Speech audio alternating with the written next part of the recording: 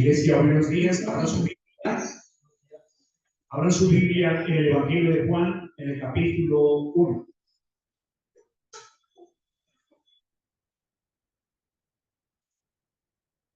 Evangelio según Juan, capítulo 1. Y de pie, mis hermanos, vamos a leer la palabra del Señor a partir del versículo 1 y vamos a leer hasta el versículo 18. Dice así, hermanos, la palabra de Dios. En el principio era el Verbo. El Verbo era con Dios y el Verbo era Dios. Este era en el principio con Dios.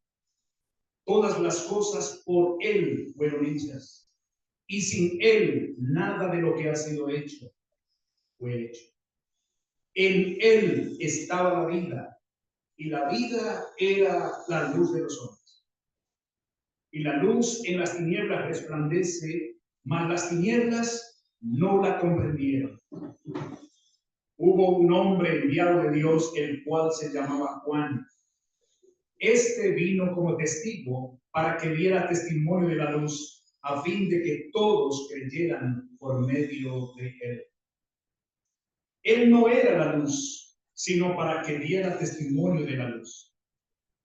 Aquel era la luz verdadera que alumbra a todo hombre que viene a este mundo. En el mundo estaba, y el mundo fue hecho por él, y el mundo no lo conoció. A lo suyo vino, y los suyos no lo recibieron. Mas a todos los que le recibieron, les dio potestad de ser hechos hijos de Dios, a los que creen en su nombre, los cuales no son engendrados de sangre, ni de voluntad de carne, ni de voluntad de varón, sino de Dios. Y aquel Verbo fue hecho carne y habitó entre nosotros, y vimos su gloria, gloria como el unigénito del Padre, lleno de gracia y de verdad.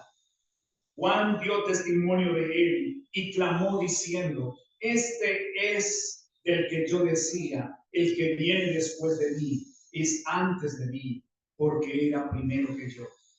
Y de su plenitud tomamos todos, y gracia por gracia. Porque la ley por Moisés fue dada, mas la gracia y la verdad vinieron por medio de Jesucristo. A Dios nadie lo vio jamás. El unigénito Hijo que está en el seno del Padre, Él lo ha dado a conocer. Amén. Oremos, hermanos. Padre nuestro que estás en los cielos, acabamos de leer esta porción de tu palabra. Y en lo personal, Señor, me siento totalmente incapaz de hablar tu palabra si tú no me asistes, Señor. Tu pueblo está listo para escuchar tu palabra. Los corazones están hambrientos. Y como manifestaba nuestro hermano Freddy, seguramente todos tenemos una gran expectativa frente al inicio hoy del estudio de este precioso evangelio. Bendito Dios. Señor, te pedimos que cuando terminemos en unos meses o años este evangelio, la iglesia seamos diferentes. No seamos los mismos, porque nuestro propósito, Señor, no es otro que conocer más a Cristo nuestro Señor. De manera que te imploramos, Padre, esta solicitud, y lo hacemos en el nombre de Cristo nuestro Señor. Amén. Y amén. Pueden sentarse, mis hermanos. Todos quienes vivimos en Medellín o en el área metropolitana de Medellín, porque aunque nosotros estamos aquí muy cerca, la verdad es que no vivimos en Medellín, vivimos en el municipio de Bello. estando muy cerca. Pero creo que todos nosotros en algún momento nos hemos detenido a mirar que Medellín está ubicado en un valle y que conocemos como el área metropolitana de Medellín. Seguramente todos nosotros nos hemos detenido a mirar que tenemos varios cerros hacia alrededor. Tenemos el Pan de Azúcar allá en la parte sur oriental, en este lado.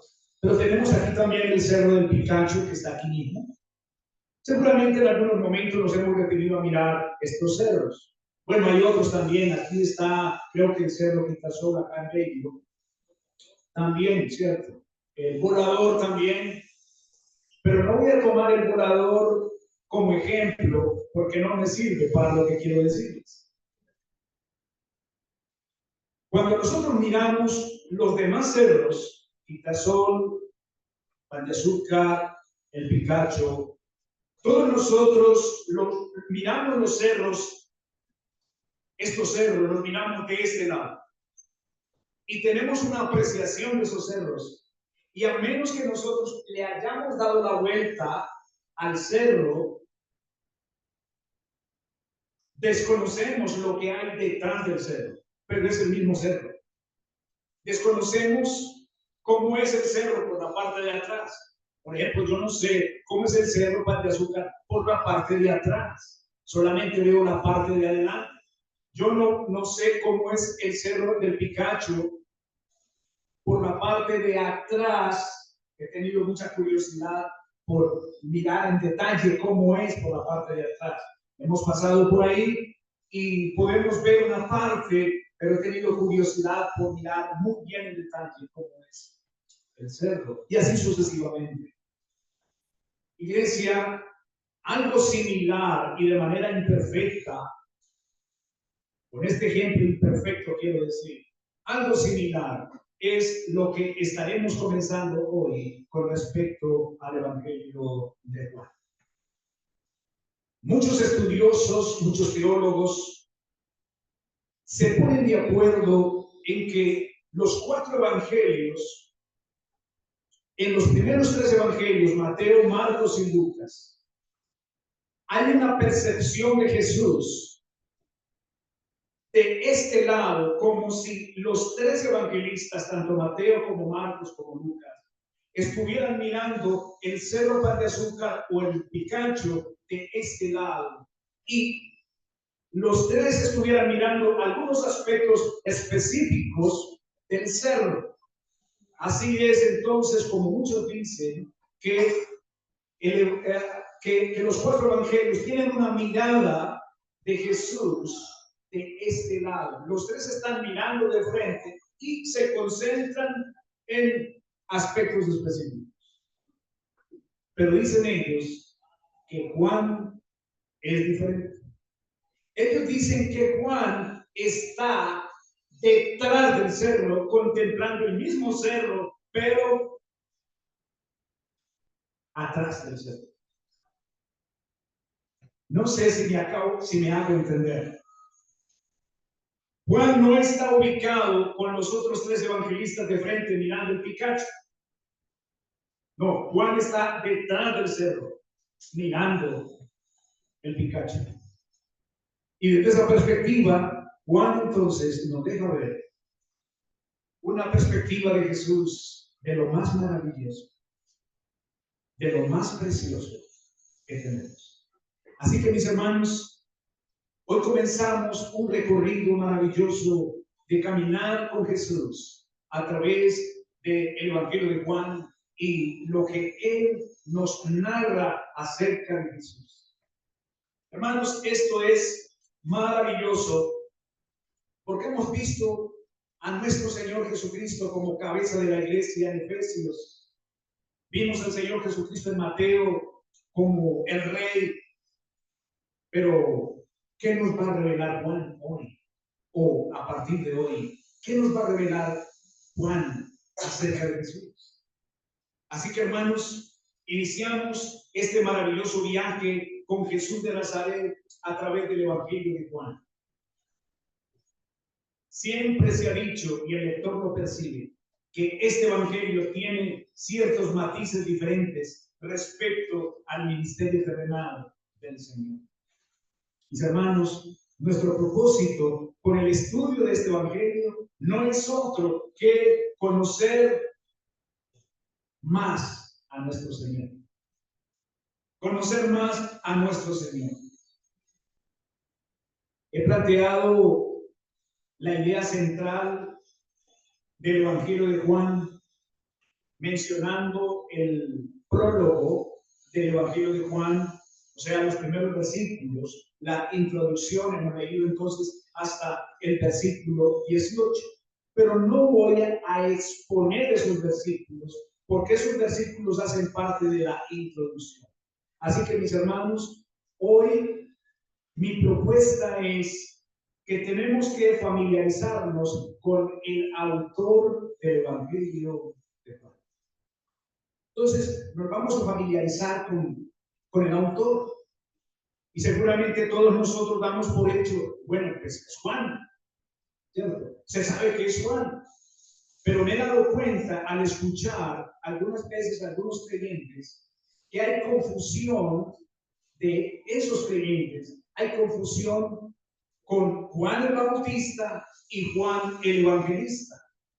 Hay confusión. Algunas veces el hermano o la hermana no distingue quién es quién, a quién se está refiriendo en el texto. Si se está refiriendo a Juan el Bautista o a Juan el Evangelista, que son dos hombres diferentes.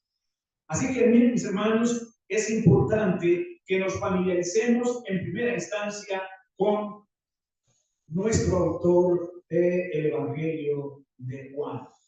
Vamos a mirar, mis hermanos, el autor del Evangelio. Miraremos entonces la fecha en que se escribió este Evangelio. Miraremos el propósito por el cual se escribió el Evangelio. Miraremos la importancia de la última semana del ministerio terrenal de Jesús. Entre otras cosas, es interesante, los otros tres evangelistas, Mateo, Marcos y Juan, tienen una perspectiva de la última semana del ministerio terrenal del Señor, pero Juan tiene un aspecto distinto de la última semana. También eso lo vamos a mirar, mis hermanos. Otro aspecto que estaremos mirando hoy son las características especiales del contenido del Evangelio de Juan. Miraremos también cuál es la teología de este Evangelio, cuál es la teología que encontramos en este Evangelio. Miraremos cómo se ve Cristo en el Evangelio. Miraremos los testigos que estuvieron con Jesús según este Evangelio. Y miraremos finalmente el final del autor de este Evangelio. Así que, mis hermanos, vamos a tener hoy un recorrido de familiaridad inicial con el autor del Evangelio de Juan. ¿Quién es el autor? Bueno, los distintos teólogos, distintos autores, estudiosos, consideran lo siguiente con respecto al autor del Evangelio de Juan. Mencionan, por ejemplo, que es muy probable que el autor fuera judío.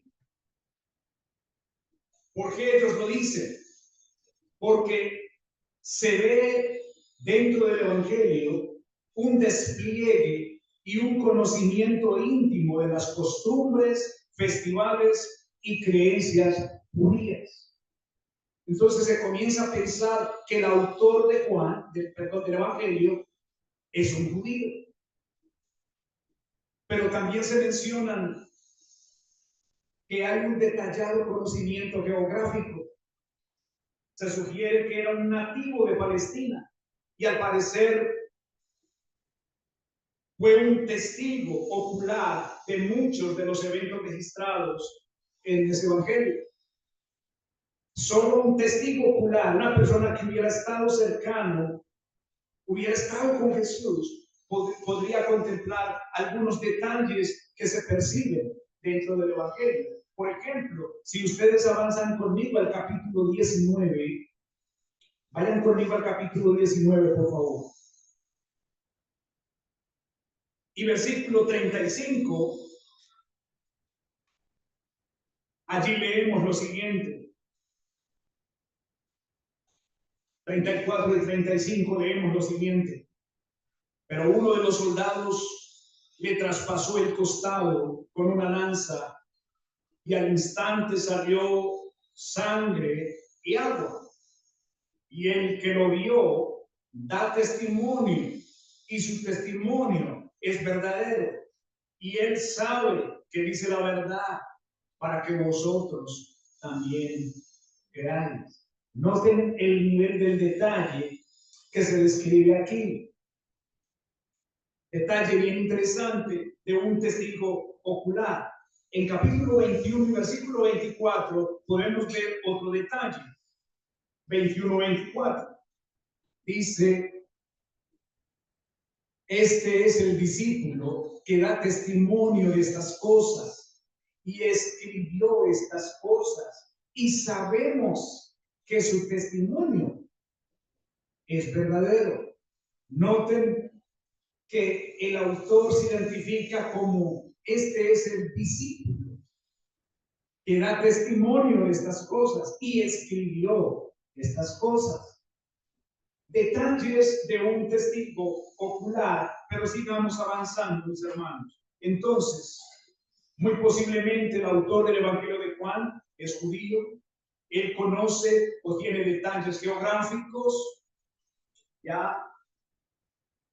Se ha considerado también que el Evangelio de Juan inicialmente se pensaba que era anónima esta obra, pero internamente hay muchas pistas de la autoría de que Juan es el autor. No lo voy a leer por cuestión de tiempo, pero si usted lo quiere mirar, quiere anotar esos detalles, se los doy. Por ejemplo, en el Evangelio de Juan, en el capítulo 13, el versículo 23, hay unos detalles. En el capítulo 19, versículo 26, hay otros detalles. Capítulo 21 y versículo 24, hay otros detalles. Bien, Juan es el hijo de Zebedeo, quien fue uno de los 3 discípulos más cercanos de Jesús, según Marcos capítulo 3, versículos 16 y 17. No se menciona por nombre este Juan, a pesar de que este Juan era el círculo íntimo del Señor. Mateo, Pedro, Jacob y Juan.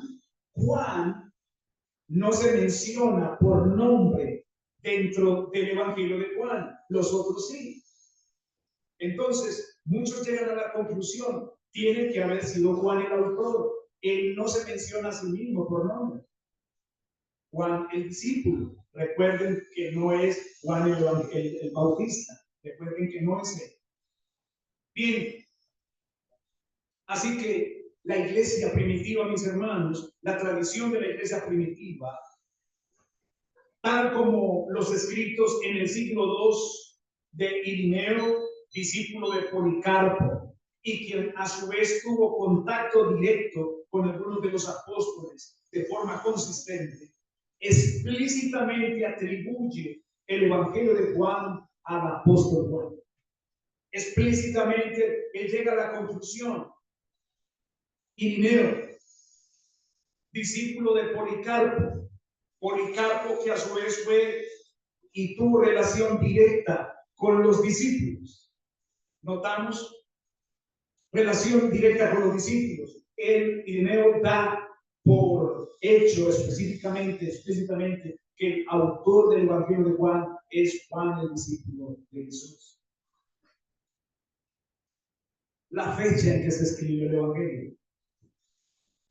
La fecha en que se escribió el Evangelio, la tradición de la iglesia primitiva sugiere que Juan escribió el Evangelio hacia el final de su vida, alrededor del año 90 después de Cristo.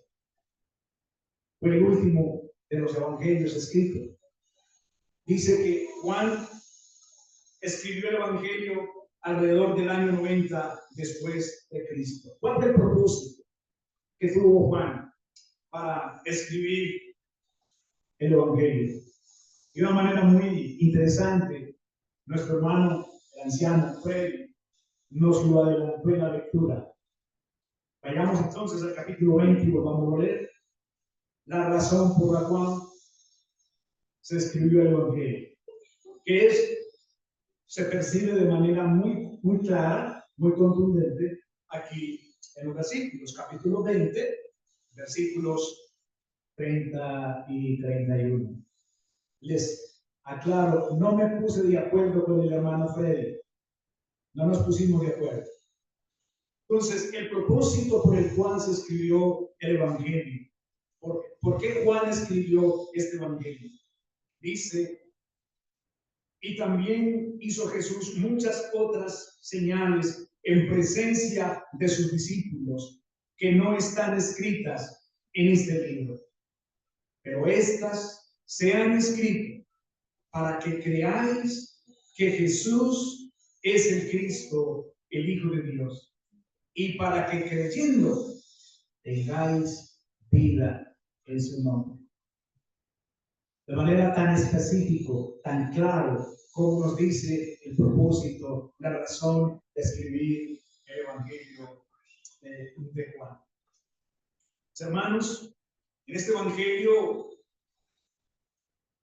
se entrega un testimonio claro como respuesta tanto a las objeciones judías como griegas, invitando a sus lectores de varios trasfondos a recibir vida eterna en el conocimiento del Padre y de su Hijo Jesucristo, como nos dice Juan 17:3.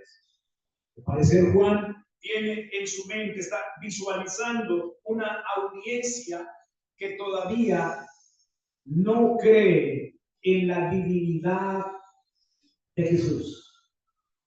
Una audiencia que todavía duda, además de los judíos, otra audiencia de carácter griego que duda de la divinidad de Jesús. Y por lo tanto, vamos a ver, hermanos, que durante todo el Evangelio, Juan va a hacer un énfasis y de hecho comienza sus primeros versículos, comienza mostrándonos la divinidad de Jesús de una manera como no lo hacen los otros tres evangelistas. Entonces ahí comenzamos a ver una breve diferencia.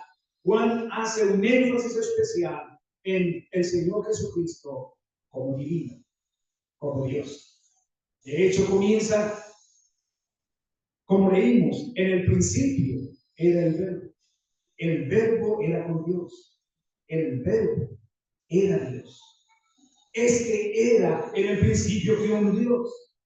Y por eso el versículo 14 nos dice, y aquel verbo, o sea, la palabra del logos, y aquel verbo fue hecho carne y habitó entre nosotros. Y Juan nos dice, y vimos su gloria. Juan, el autor, dice, vimos su gloria. Nosotros lo vimos, pero miren que Juan se ubica en la eternidad misma y comienza a descender. Y aquel verbo fue hecho carne y habitó entre nosotros. Bien, hermanos.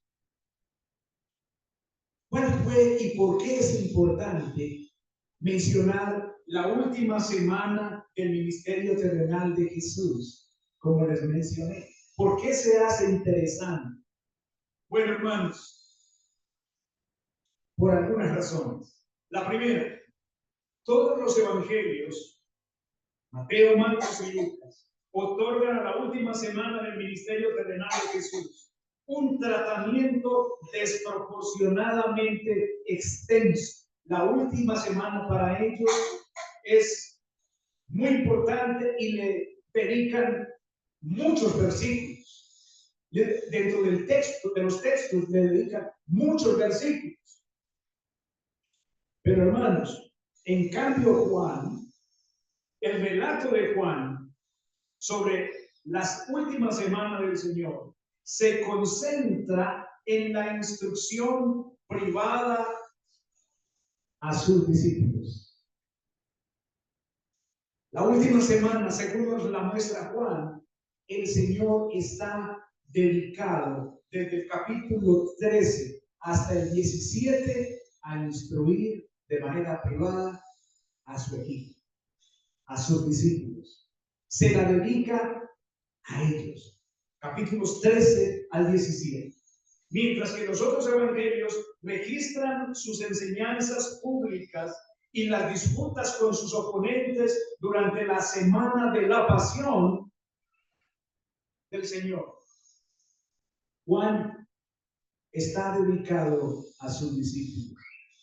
En la instrucción privada está dedicado a ellos.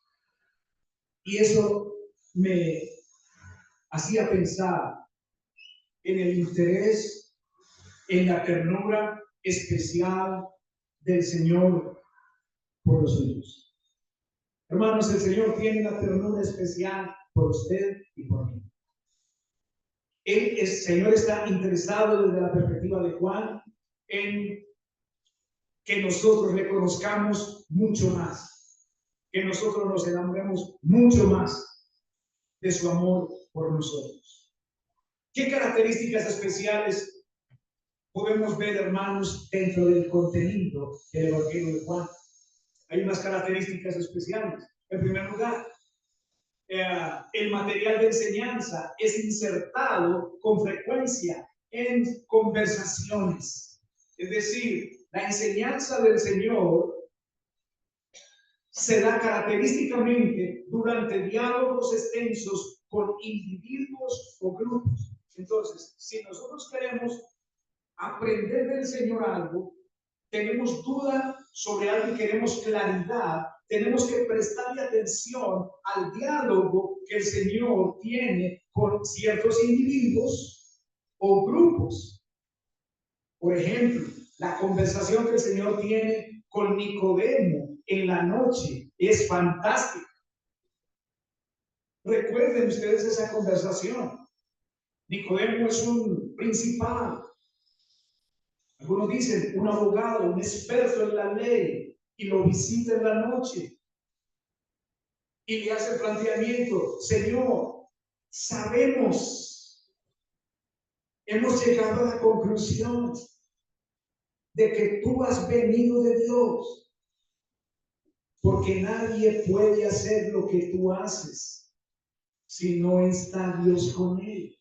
Esa fue una visita en la noche. Nicodemo tiene una gran inquietud, pero hermanos, ¿qué hace el Señor? El Señor se va directo al corazón de Nicodemo. El Señor no se pone a disertar y todo el asunto y cómo es que ustedes lo saben, cómo han llegado a la conclusión. No, el Señor se va directo al corazón. El Señor, de cierto te digo que el que no nace de nuevo no puede ver el reino de Dios. Noten ustedes la pregunta o el planteamiento que hace Nicodemo. Noten ustedes la respuesta del Señor. Entonces, son enseñanzas así las que se pueden ver en el Evangelio de Juan, con individuos como con Nicodemo, o también en grupos. Recuerden también otro dato importante en Juan capítulo 4, la conversación con la samaritana. ¿Recuerdan que ahí está el Señor solo?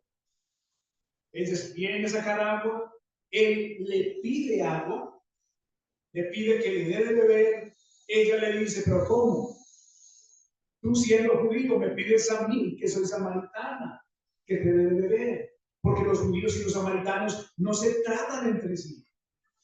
Y entra la conversación: si conocieras quién es el que te pide que le dé de beber. Si conocieras. Y sigue la conversación, y entra entonces 4:24, donde se nos dice que Dios es espíritu, y los que le adoran en espíritu y en verdad es necesario que adoren. ¿Se dan cuenta la enseñanza? ¿Cómo parte, dentro de qué contexto? De conversar con una mujer. Entonces, hermanos, así tenemos nosotros que hacerle seguimiento en detalle a los extensos diálogos del Señor con individuos o con grupos. Y esto, hermanos, nos va a hacer fascinante, porque el Señor está conversando con personas común y corriente como usted y como yo. Se hace fascinante lo que el Señor les dice a ellos, porque a esos individuos individuos o grupos, porque es como si nos las estuvieran diciendo a nosotros. Por eso se hace tan maravilloso, tan importante. Hermanos, para Juan, Jesús no fue rechazado por ser un extraño entre su pueblo.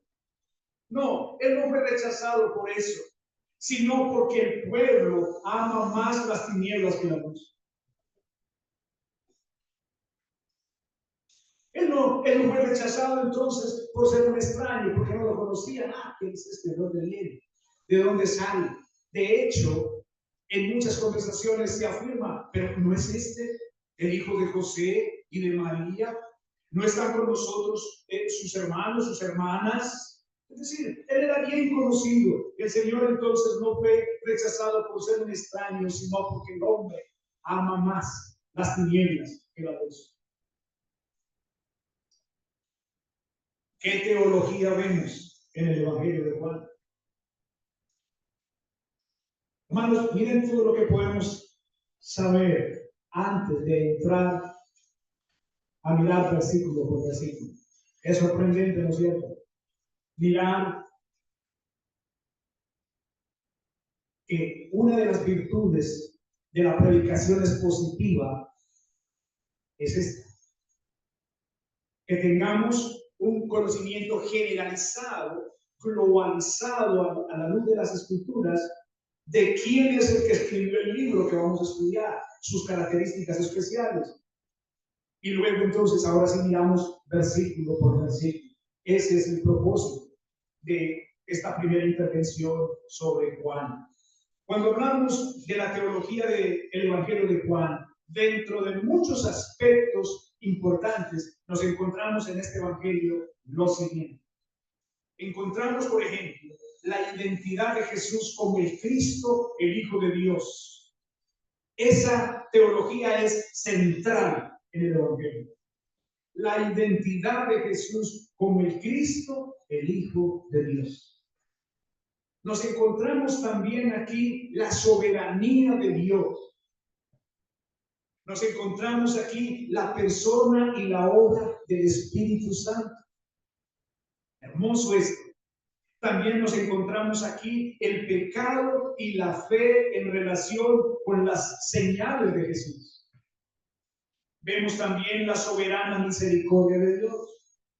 Vemos también la salvación de los creyentes, que puede demostrarse, puede remontarse, podemos ver la salvación de los creyentes antes de la creación del universo. Como el plan maravilloso de nuestra salvación, hermanos, es un plan que nos lleva directo al corazón de Dios, nos lleva directo al pensamiento de Dios, antes de crear todas las cosas. La salvación nuestra ya había sido decretada por Dios. Vemos también los propósitos eternos de Dios. Vemos lo que pasa, vemos los que pasan de muerte a vida a través de la fe y que ya pertenecen al Padre. Vemos también cómo el Hijo entrega su vida voluntariamente por sus ovejas. Juan resalta la realidad del pecado, pero lo hace especialmente al enfatizar nuestra dependencia total de Dios para nuestra salvación. Nuestra salvación no depende de nosotros. Nuestra salvación no depende de los planes del hombre. Nuestra salvación depende exclusivamente de nuestro Santo Dios. Eso lo vemos aquí, mis hermanos. ¿Y cómo vemos a Cristo en el Evangelio? Pareciera muy obvio, ¿cierto? ¿Cómo es que se ve a Cristo en este Evangelio? Bueno, leímos el prólogo y ustedes notan, no sé si se dieron cuenta que yo hice un énfasis especial en el artículo él cada vez que se mencionó.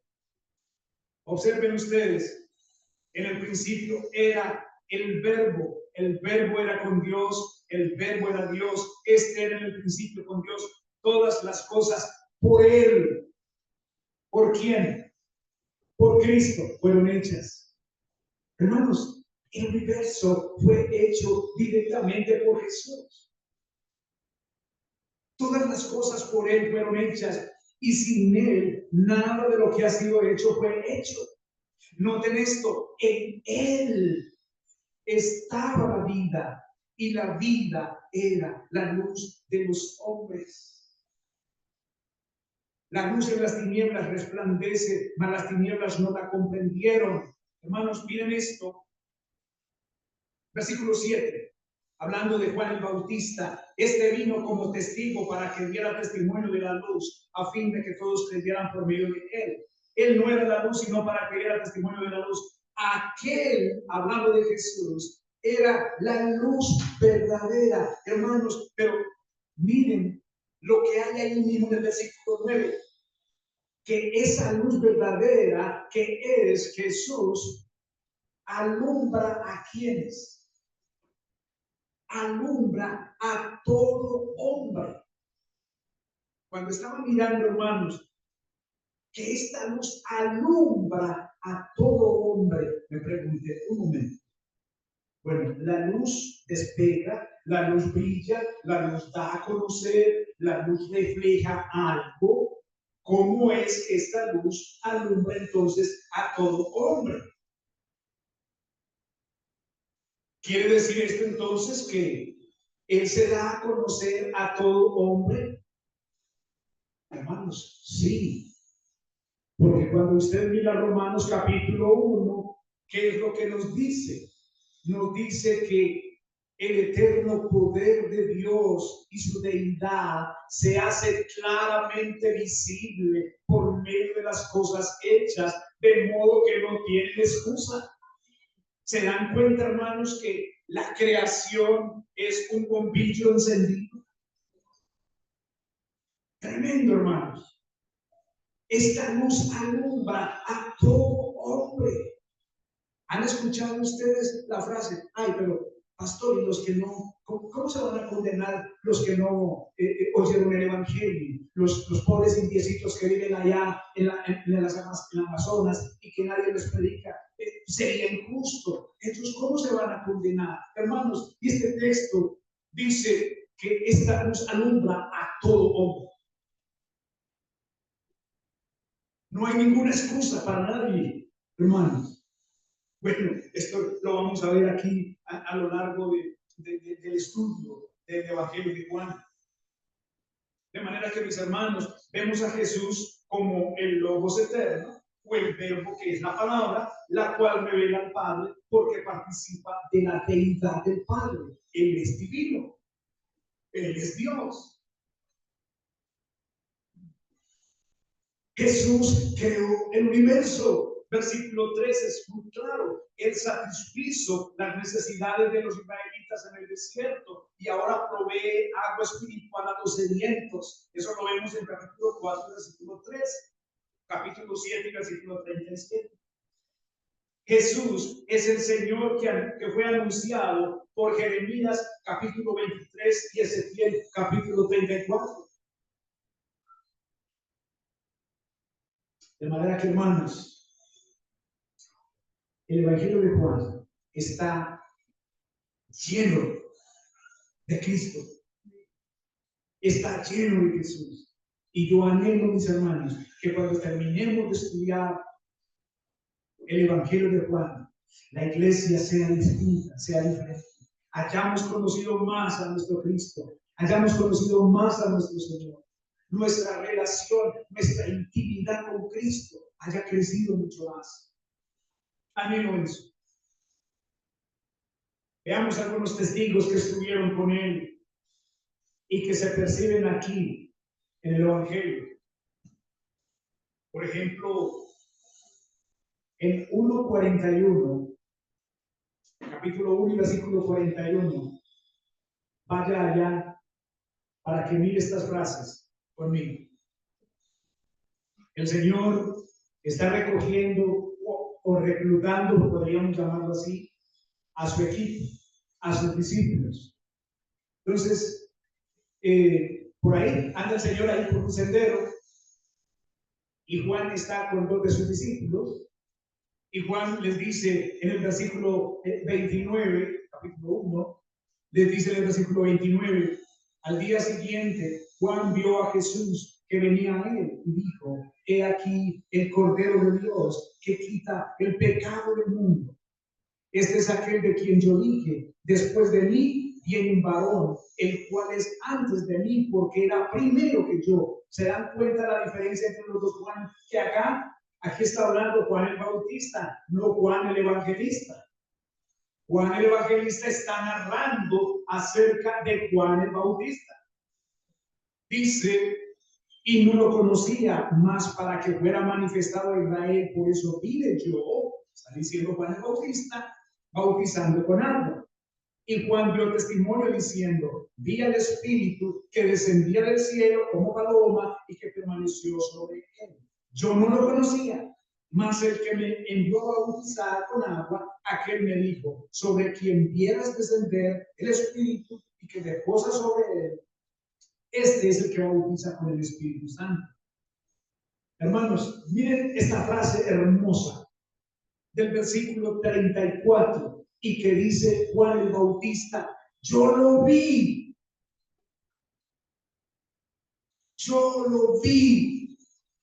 y he dado testimonio de que este es el Hijo de Dios. Hermanos, qué maravilla lo que nos está contando Juan el Bautista. Yo lo vi. Él es el Hijo de Dios. Testigos oculares. Pero en el versículo 41 es interesante porque cuando Juan les dice: Él es el Cordero de Dios que quita el pecado del mundo, los dos discípulos se van detrás del Señor. El Señor se da media vuelta y les pregunta: ¿qué buscáis? Y ellos le dicen: Señor, ¿dónde moras? ¿Dónde vives? Está en el mismo relato. ¿Dónde vives? Y la respuesta del Señor es: venid y ved. Interesante que el Señor no les dice: bueno, vivo allí en aquella colina, o allí detrás, o aquí a unas cuadras alrededor. No, el Señor les dice: vengan y vean. ¿Qué quiere hacer el Señor ahí?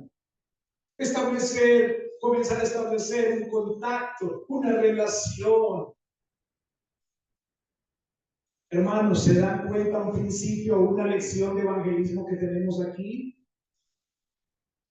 Una lección de evangelismo comienza estableciendo contacto, relación, de manera sencilla, para tomarnos un café, hablar de cualquier cosa. El Señor les dice: vengan y vean. Y dice que ellos fueron y se quedaron con él ese día. Pero hermanos, es interesante que nos dice el versículo 41, 40, dice: Andrés, hermano de Simón Pedro, era uno de los dos que habían oído a Juan y lo habían seguido.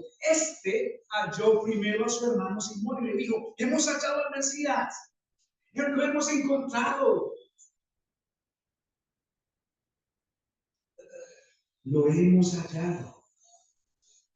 Hermanos, un testigo ocular, un testigo de manera directa que nos habla de Jesús. Lo hemos encontrado y dice que lo trajo a Jesús, a su hermano, a Simón, y Jesús lo mira y le dice: tú eres Simón, el hijo de Jonás, tú serás llamado Cefas, que traducido es el Cristo. Pero miren más, al día siguiente Jesús quiso ir a Galilea y halló a Felipe y le dijo: sígueme.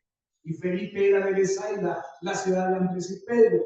Felipe encontró a Natanael, no de esa cadena tan hermosa que vemos aquí. Felipe encontró a Natanael y le dijo: hemos hallado a aquel de quien escribió Moisés en la ley y también los profetas, a Jesús de Nazaret. Lo hemos encontrado. Hermanos, frases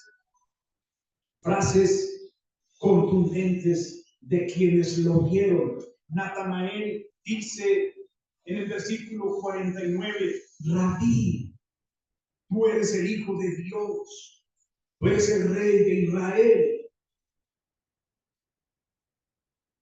Tú eres el Hijo de Dios. Hermanos, el punto es que estos hombres todos murieron sosteniendo esa gran verdad. No podría ser, hermanos, que ellos murieran sosteniendo la mentira. por sostenerse en una mentira. Ellos nos están diciendo, estuvimos con él. Juan el Bautista dice, yo no soy digno de desatar la correa de sus sandalias. He aquí el Cordero de Dios que quita el pecado del mundo. Él es él. Yo no soy digno de desatar la correa de sus sandalias. Es él. Él es el que quita el pecado del mundo. Hermanos, todo esto será lo que podremos apreciar en detalle. De aquí en adelante. Y para llegar al final de nuestra introducción, el final del autor del Evangelio de Juan, o el final de Juan. Juan, el discípulo, vivió en Éfeso durante varios años. Pero en algún momento del reinado de Domiciano, en el año 81, después de Cristo, hasta el año 96, Juan fue desterrado a la isla de Patmos. Es allá donde lo vemos en Apocalipsis. ¿Recuerdan? En Apocalipsis lo vemos en la isla de Patmos. Él está desterrado allá, él está prisionero allá. Ha sido desterrado allá. Cuando el emperador Nerva asciende al trono, se le permitió a Juan regresar a Éfeso, donde murió al principio del reinado de Trajano, el emperador Trajano, alrededor del año 98 después de Cristo. Estos datos son extrabíblicos y son planteados por el erudito llamado William Hendrickson. Estudiosos que se dedican a estudiar la historia y llegan entonces a estas conclusiones. Esto no lo vemos de manera directa en la Biblia, ¿ya? Por eso hago énfasis. Son datos extra bíblicos. Y bien, mis hermanos, al final, ¿cuál es el bosquejo que encontramos en el Evangelio de Juan? ¿Cómo se bosqueja el Evangelio de Juan? Bueno, hay tres propuestas de bosquejo. Por ejemplo, William Hendrickson hace una subdivisión del Evangelio de la siguiente manera. Él, por ejemplo, en capítulo 1, versículos del 1 al capítulo 12, versículo 50, nos presenta al verbo rechazado. En capítulo 13, versículos del 1 al capítulo 17 y versículo 26, él nos presenta al verbo apreciado. En capítulo 18, versículos 1 a capítulo 19, versículo 42, nos presenta al verbo crucificado. Y en capítulo 20, versículos del 1 al capítulo 21 y versículo 25, él nos presenta al verbo resucitado. Esa es la propuesta que nos hace el doctor William Hendrickson. Pero la Biblia de Estudio de la Reforma, que seguramente algunos de nosotros la tenemos, la Biblia de Estudio de la Reforma nos presenta esta subdivisión. Nos presenta el prólogo, que fue lo que leímos hoy, versículos del 1 al 18. Nos presenta en el capítulo 1, versículo 19, el capítulo 12, versículo 50, nos presenta el libro de las señales, ministerio público y rechazo. Y nos presenta capítulos 13 al 20, nos presenta el libro de la gran señal, Jesús es levantado y la conducción. Pero me gustó mucho esta tercera propuesta de prólogo, perdón, de bosquejo, esta tercera propuesta que es dada por G.P. Balmer. G.P. Balmer, él subdivide así el Evangelio de Juan. En primer lugar, Juan el Bautista les da su testimonio a los primeros discípulos y ellos siguen a Jesús. Capítulo 1, versículos 15 al 51. Recuerden ustedes que los primeros versículos son el prólogo, la introducción, que fue lo que leímos. Entonces, Juan el Bautista le dice a sus discípulos, a los primeros discípulos, dice, Él es, y ellos lo siguen. En segundo lugar, capítulos 2, versículos del 1 al capítulo 4, versículo 54, Jesús comienza su ministerio público con señales y enseñanzas. Capítulo 5, versículo 1 al capítulo 6, versículos 71, dice, nos presenta a Jesús encontrando oposición entre la gente y dudas. En capítulo 7, versículos 1 al capítulo 11, versículo 57, Jesús se enfrenta a las ya crecientes amenazas contra su vida. En capítulo 12, versículos del 1 al capítulo 17, verso 26, Jesús prepara a sus discípulos para la muerte de él. En capítulo 18, versículo 1 a capítulo 19, versículo 42, Jesús termina su ministerio en la cruz. Y capítulo 20, versículos 1 a capítulo 21 y versículo 25, Jesús resucita de entre los muertos y fortalece la fe de sus discípulos. Hermanos, son 3 bosquejos presentados, pero nosotros nos ceñiremos a versículo por versículo. Esta es una propuesta que presentan los hermanos de manera de poder apreciar o estudiar todo el Evangelio. Pero nosotros seguiremos versículo a versículo. Así que, mis hermanos, ¿cómo podemos concluir esta introducción? Interesante, hermanos, que una conclusión se lleve tanto tiempo. Y pasé por material por encima, me quedó material potencial. Pero es interesante, hermanos, poder ver en sentido general la introducción a nuestro Evangelio. Vamos entonces a terminar volviendo a leer la aplicación, hermanos, capítulo 20, que fue leído por nuestro hermano Freddy. Capítulo 20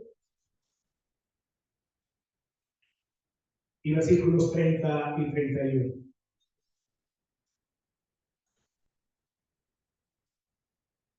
Puede que a usted no se le queden los detalles que yo acabé de dar, pero yo aspiro a que se le quede el texto que vamos a mencionar de manera aplicativa. ¿Listo? El propósito. Capítulo 20, versículos 30 y 31. También hizo Jesús muchas otras señales en presencia de sus discípulos que no están escritas en este libro. Hermanos, yo me pregunto, si a nosotros nos sorprende ver lo que nos ha sido escrito y nosotros nos emocionamos, yo siempre me he preguntado, cuando Juan dice que Jesús hizo muchas otras señales en presencia de sus discípulos, pero que no quedaron escritas, yo me he preguntado, ¿qué fue todo eso que el Señor hizo? El mismo Juan, en otro texto por aquí, creo que está cerca, dice, pienso que si se escribieran todo lo que el Señor hizo, y yo no sé si Juan está acudiendo a una exageración, pero él dice, pienso que no cabrían en el mundo los libros. Y uno dice, pero ¿cómo que no cabrían en el mundo los libros? ¿Cierto? Pero estas se han escrito para que creáis que Jesús es el Cristo, el Hijo de Dios, y para que creyendo tengáis vida en su nombre. Oremos.